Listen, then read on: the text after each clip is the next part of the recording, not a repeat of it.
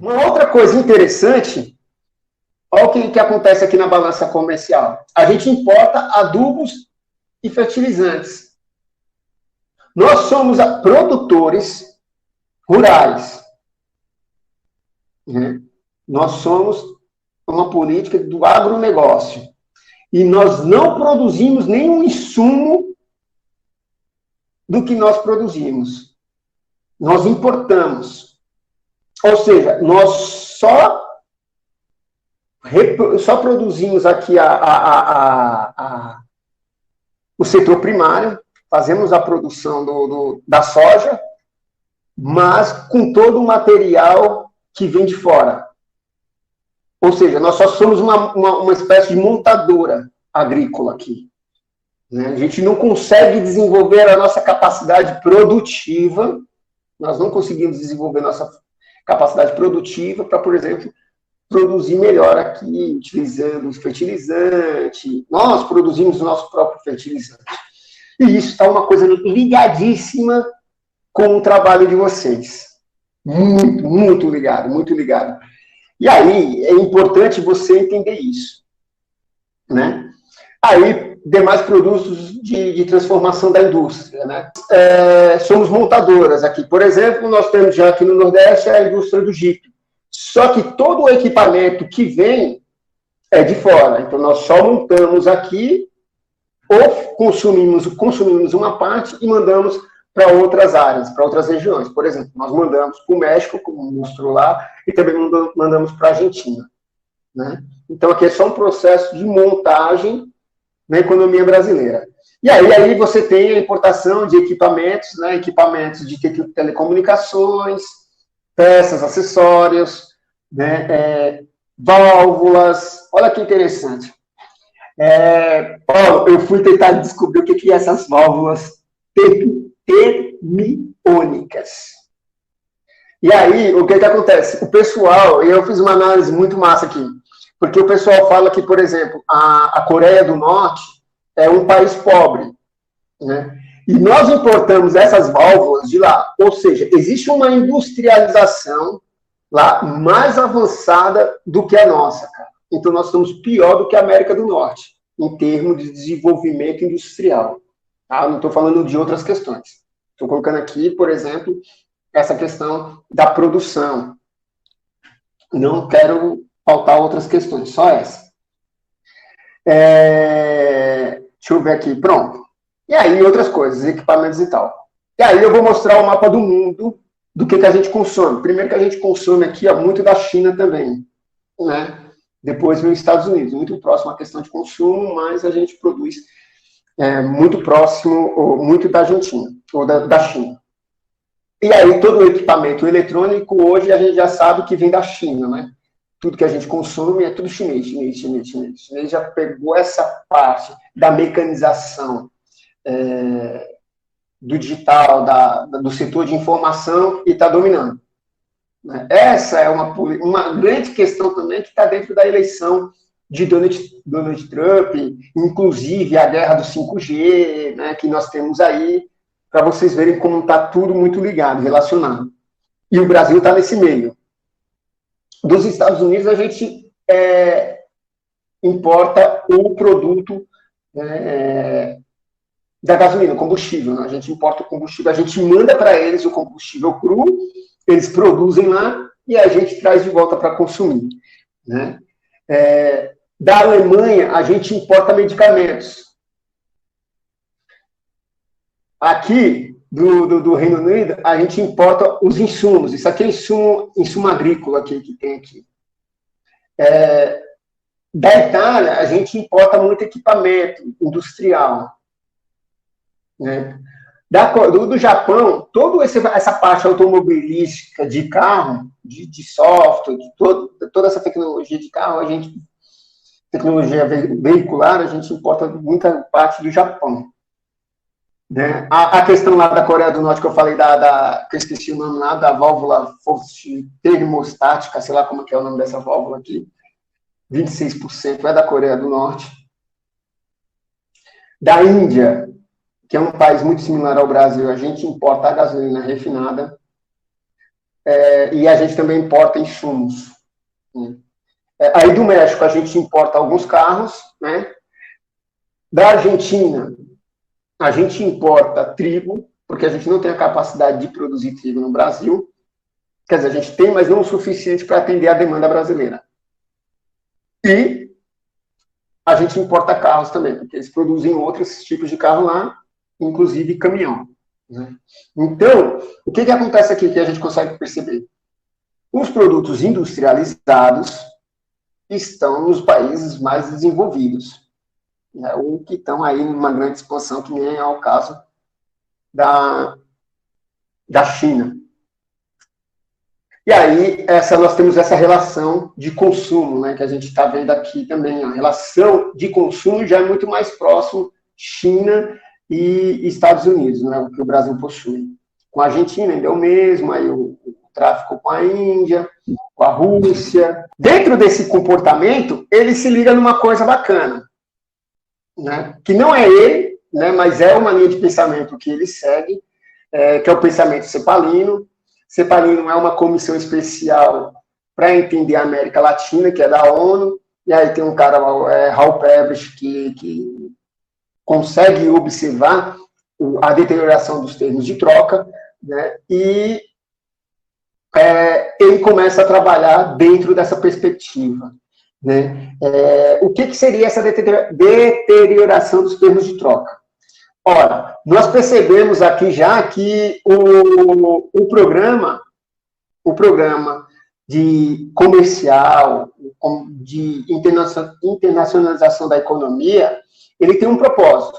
Nós pegamos a matéria-prima dos países desenvolvidos, transformamos em uma tecnologia mais avançada, agregamos valor e depois nós vendemos, né? A gente consegue perceber isso. Mas espero que vocês tenham conseguido observar isso. E eu tenha conseguido transferir isso para vocês.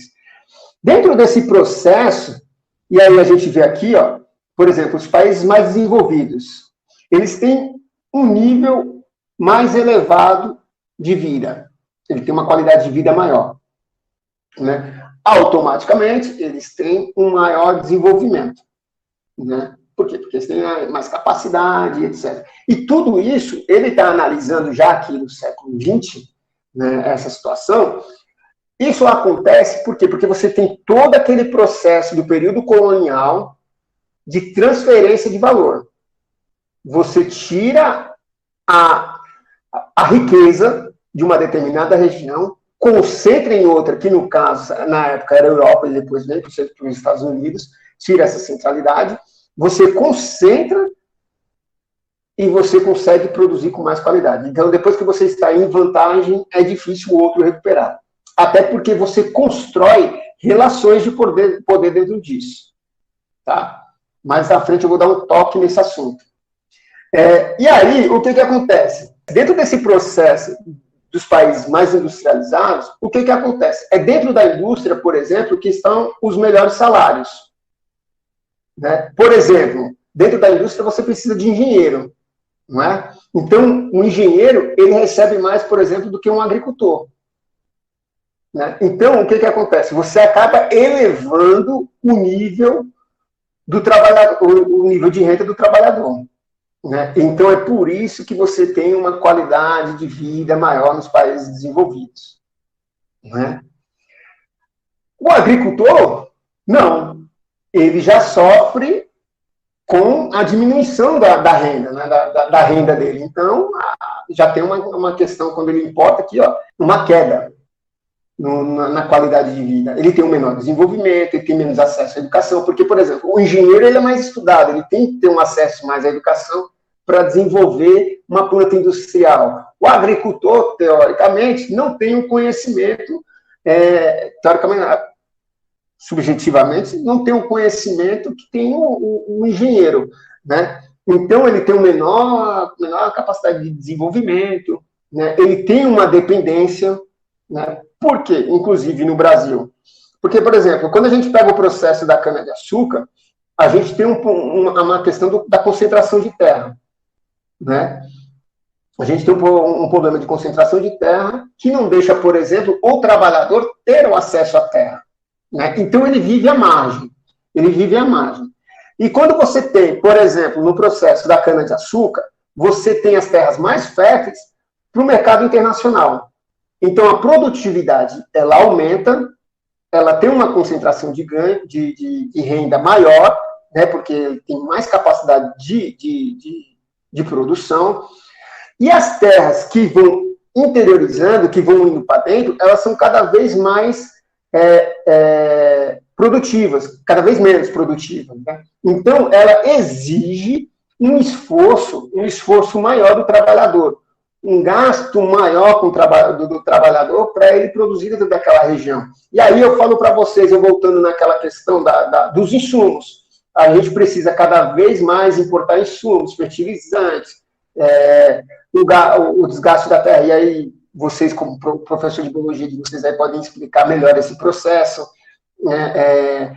Você vai precisar de fertilizante, né? Uma porrada de equipamentos para estruturar a capacidade do solo, por exemplo, para produzir mais, né? Irrigação, falta de água, né? Essas coisas.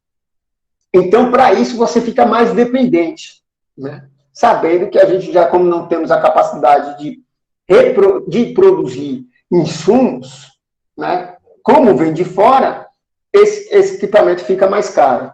Então, são situações que Celso Furtado vai apontando no seu debate, que vai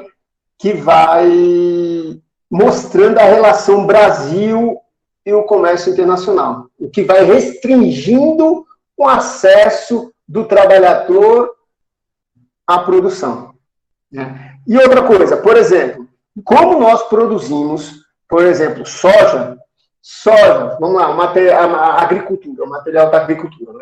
O produto agrícola.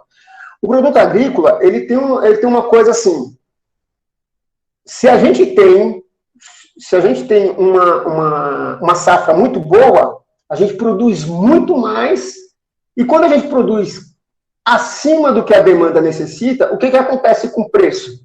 O preço cai, ele fica menor, né? A gente tem, então, um prejuízo, porque a gente vai vender por um preço mais baixo, né? Raramente o oposto acontece. Raramente o oposto acontece. E tem um outro processo aqui. Por exemplo, eu produzo soja. A soja é perecível, né? Então, eu tenho que vender ela dentro daquele período. No país desenvolvido, ele produz o quê? Tecnologia. Então, nós tivemos uma crise mundial em 2001, tivemos em 2008, então estamos tendo outra. O preço do iPhone baixa? Não baixa. Por quê? Porque o produto manufaturado, ele não tem essa elasticidade de preço. Então, o cara pode segurar a mercadoria o tempo que for, ela vai manter o mesmo valor. Ela tem uma estabilidade de preço que a mercadoria primária não tem. Ela é volátil. Então, dentro desse processo de comercialização, o país industrializado ele tem um poder de barganha muito maior. Então, o produto primário, que é o produto brasileiro, ele não tem a condição de competir na questão do valor. Por isso que a gente fala a deterioração, a degradação dos termos de troca. A gente não tem a mesma capacidade de competição. Isso é uma forma muito resumida, viu, pessoal? Existe um grande debate dentro dessa teoria, que vai aí muito tempo de discussão, mas é só para vocês entenderem.